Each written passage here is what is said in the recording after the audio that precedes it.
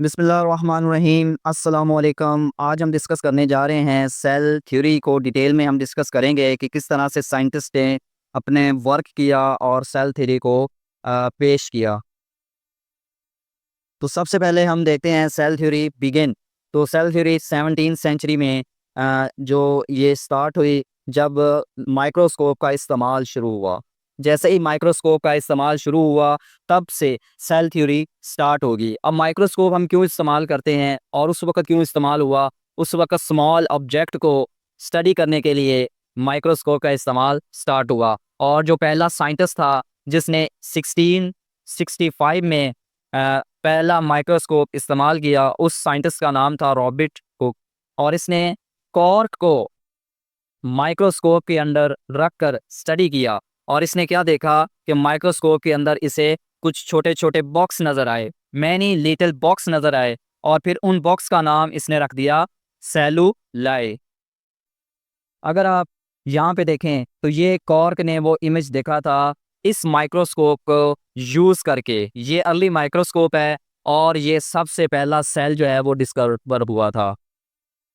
अब हम स्टडी करते हैं कंट्रीब्यूशन ऑफ अर्ली साइंटिस्ट के साइंटिस्ट। रॉबर्ट हुक के बाद जो साइंटिस्ट आए उनका क्या कंट्रीब्यूशन है सेल थ्योरी पर। तो सबसे पहले रॉबर्ट हुक के बाद जो साइंटिस्ट आया उसका नाम था एंटोनी वैन लीeuwenhoek। इसने 1673 में माइक्रोस्कोप को जो रॉबर्ट हुक ने यूज़ की थी उसको इम्प्रूव किया, यानी कि उसके अंदर जो खामियां थी वो इसने दूर की। फिर इसने क्या किया, इसने एक तालाब का पानी लिया और माइक्रोस्कोप में उसको देखा। और जब इसने माइक्रोस्कोप में उस तालाब के पानी को देखा तो उसमें इसको कुछ सेल जो है वो मूव करते हुए नजर आए, पानी के अंदर वो मूव कर रहे थे। तो उस सेल का नाम इसने रख दिया एनिमल्क्यूल्स। तो उस सेल का नाम क्या रख दिया? एनिमल्क्यूल्स। फिर उसके बाद एक और साइंटिस्ट आया जीन बैप्टिस्ट डी लामार्क ने 1809 में ये ऑब्जर्व किया प्लांट्स और एनिमल टिश्यू को उसने स्टडी किया। तो बताया उसने कि ये दोनों जो टिश्यू हैं ये सेल के बने हुए होते हैं। फिर लामार्क के बाद एक और साइंटिस्ट आया रॉबर्ट ब्राउन 1831 में। इसने क्या देखा, इसने जब सेल को डिस्कवर किया तो सेल की स्टडी की तो सेल के अंदर इसने क्या कहा, इसने कहा कि सेल के सेंटर में एक डार्क एरिया होता है। फिर उस डार्क एरिया का नाम इसने रख दिया न्यूक्लियस, यानी कि ये पहला साइंटिस्ट है जिसने न्यूक्लियस डिस्कवर किया 1831 में। और रॉबर्ट हुक वो पहला साइंटिस्ट था जिसने सेल डिस्कवर किया 1665 में। फिर इसके बाद एक और साइंटिस्ट आया मैथ्यूस शेल्डन, ये बॉटनिस्ट था। इसने 1838 में प्लांट को जब स्टडी किया तो इसने बताया कि तमाम plant, all plant are made of cell, जो जितने भी प्लांट हैं दुनिया में वो सारे के सारे सेल के बने हुए होते हैं। फिर इसके बाद एक जोलॉजिस्ट आया थियोडर शिवॉन। इसने 1839 में एनिमल को स्टडी किया तो इसने क्या बताया, all animal are made of cell.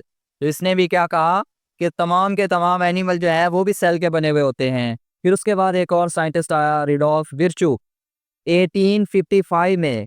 इसने क्या कहा, all cell come from pre existing cell. इसने कहा कि अगर एक ऑर्गेनिज्म है उसके पास पहले से एक सेल मौजूद है तो उस एक सेल से नए सेल पैदा होंगे। ठीक है, यानी कि पुराने सेल से नए सेल पैदा होते हैं। ये किसने बताया? ये रिडोल्फ विर्चू ने बताया 1855 में। फिर इसके बाद एक और साइंटिस्ट आया लॉइस पास्चर 1862 में। तो इसने रिडोल्फ का जो स्टेटमेंट थी उसको एक्सपेरिमेंटल, यानी कि एक्सपेरिमेंट करके प्रूव किया था। नेक्स्ट है 3 जो मेन पॉइंट हैं सेल थ्योरी के, अब हम वो डिस्कस करते हैं। All living organism are composed of 1 और मोर सेल। इसमें फर्स्ट स्टेटमेंट है कि जितने भी लिविंग ऑर्गेनिज्म है दुनिया के अंदर वो सारे के सारे या तो एक सेल का बना हुआ होगा लिविंग ऑर्गेनिज्म, या एक से ज़्यादा सेल का बना हुआ होता है। ठीक है, इसी तरह cell are the basic unit of structure and function in organism, कि एक ऑर्गेनिज्म के अंदर जो बेसिक यूनिट है उस ऑर्गेनिज्म की स्ट्रक्चर बनाने में और उस ऑर्गेनिज्म के फंक्शन में तो वो क्या है, वो सेल है। ठीक है। और लास्ट पे जो पॉइंट है, cell come only from division of pre existing cell, के जो सेल नया बनेगा वो पुराने सेल से बनेगा, यानी कि पुराना सेल डिवाइड करेगा तो नए सेल बनेंगे। ये है 3 पोस्टुलेट सेल थ्योरी के। अब हम वैलिडेशन पढ़ते हैं कि जो सेल थ्योरी के 3 पॉइंट हैं, क्या ये एक्सपेरिमेंटली प्रूव्ड है, क्या ये सही बात है, कितनी वैलिड है ये सेल थ्योरी। तो सबसे पहला point, microscope reveal cell as structural unit of life. तो माइक्रोस्कोप स्टडी से हमें यही पता चला कि जो लाइफ का स्ट्रक्चरल यूनिट है, जिसने लाइफ को बनाया है, वो सेल ही है। ठीक है। दूसरा, live cell imaging and genetic study show cell replication. तो एक और जो पोस्टुलेट था कि पुराने सेल से नए सेल बनते हैं, तो उसको प्रूव करने के लिए जेनेटिक स्टडी की गई और उसमें देखा गया कि एक सेल रेप्लिकेट हो रहा है, यानी कि वो अपनी कॉपी बना रहा है। ठीक है। और उस सेल के अंदर डीएनए होता है, वो भी रेप्लिकेशन कर रहा है, वो भी अपनी कॉपी बना रहा है। इसके बाद DNA sequencing shows common genetic pathway. और डीएनए की जब सीक्वेंसिंग की गई तो इससे भी हमें यही पता चला कि लिविंग ऑर्गेनिज्म के अंदर जो जेनेटिक पाथवे होता है वो भी सेम होता है। इसके बाद cells culture and tissue engineering demonstrate growth and reproduction. तो इससे हमें ये प्रूव मिल गया कि वाकई ही सेल थ्योरी के जो 3 पोस्टुलेट हैं वो करेक्ट हैं। अब इसमें 4 पॉइंट में क्या बताया जा रहा है कि सेल को कल्चर करना, यानी कि सेल से पूरा एक ऑर्गेनिज्म बना देना। ठीक है। तो ये भी सेल थ्योरी को सपोर्ट करता है, जो रुडोल्फ ने कहा था कि एक जो पहले से सेल मौजूद है वही अपनी नए सेल बनाता है। तो अब हम सेल कल्चर में क्या करते हैं कि एक सेल लेते हैं या एक टिश्यू लेते हैं, उसको ग्रो करते हैं, तो वो नए सेल बनाता है। तो इस तरह से नए सेल बनते बनते एक पूरा ऑर्गेनिज्म बन जाता है। इसी तरह टिश्यू इंजीनियरिंग, यानी कि यही जो सेल कल्चर हम करते हैं टिश्यू को यूज़ करके, तो उससे हमें यही अंदाज़ा होता है कि एक सेल जब ग्रो करता है तो वो अपने जैसे नए सेल पैदा करता है, और जैसे ही नए सेल पैदा होंगे ऑर्गेनिज्म की ग्रोथ होगी, उसकी रिप्रोडक्शन होगी।